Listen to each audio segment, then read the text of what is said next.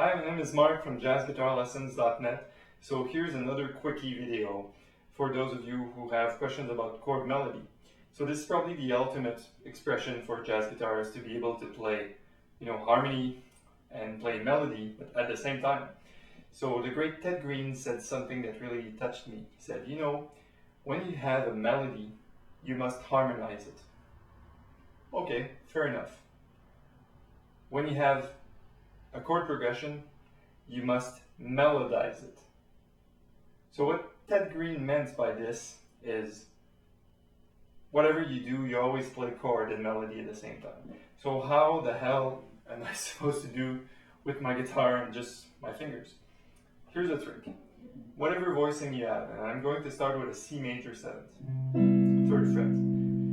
You can always find melody notes inside of that chord. So what we're doing right now is melodizing just one chord. You got the notes C, G, B, and E. So the highest note being E. How about this?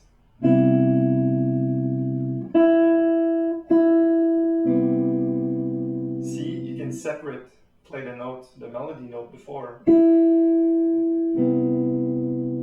It helps tremendously to play pick and fingers, like I explained in another video of mine. So, if you got the E there, you could probably move it around also. So if you bar your index and play the D in fret 3,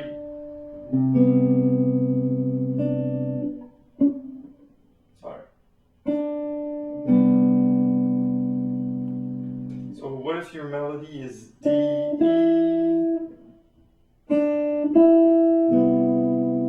or even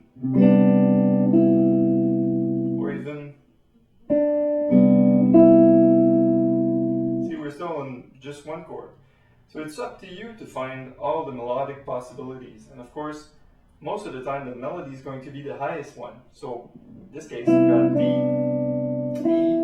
F. If I slip my little finger, maybe F sharp if you're brave. Then on the other string, you got G here if you bar, and A and B. So you got almost a whole scale available to you to play for chord melody purpose. Even if you're not playing a standard song, you're just comping for someone else that's taking a solo. Let's say a saxophone solo, you could still do this.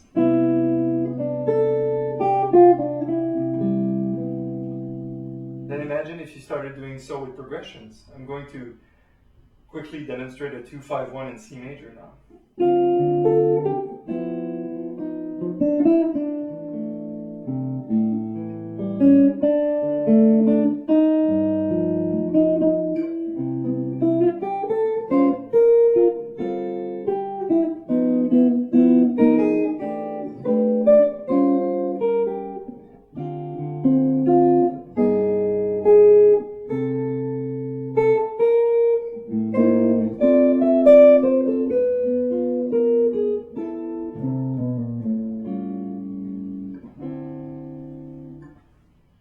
So as you can see, it doesn't really matter if you know 1,000 voicings or not.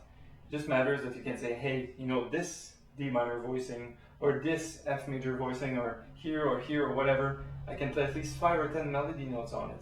I can move from one chord to another with a smooth melody transition, being the highest note.